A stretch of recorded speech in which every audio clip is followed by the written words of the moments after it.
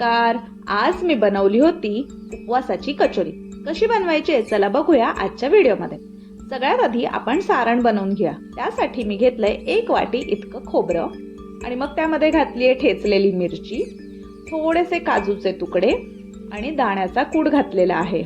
त्यानंतर मग त्यामध्ये घालायची आहे चवीपुरतं नुसती थोडीशी साखर आणि चवीनुसार मीठ घालायचं आहे. मग मी घातलेली आहे त्यामध्ये कोथिंबीर. तुम्हाला कोथिंबीर नसेल घालायची तर तुम्ही ती अवॉइड करू शकता. आणि मग बाइंडिंगसाठी घातलेला आहे थोडासा बटाटा. आता आपण हे सगळं जे आहे ते छान मळून घेऊया. मळून झाल्यावरती त्याचे आपण छोटे छोटे जे आहेत ते गोळे करून घेऊया. आपल्याला अशा प्रकारे ह्या सारणाचे गोळे करून घ्यायचे आहेत. आता आपण कचोरीचं बाहेरचं आवरण बनवून घेऊया.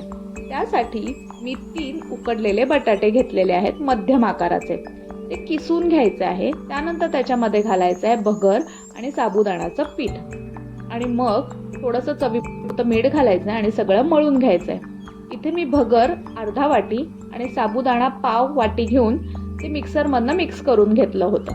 आता ह्याचे पण आपण छोटे छोटे गोळे करून घेऊया आणि अशी एक पारी बनवून त्याच्यामध्ये आपल्या सारणाचा गोळा त्यामध्ये घालूया आणि अशा सगळ्या कचोरी जे आहेत त्या बनवून घेऊया. त्यानंतर कढईमध्ये तेल घेऊया आणि हे जे कचोरी आहेत त्या तळून घेऊया.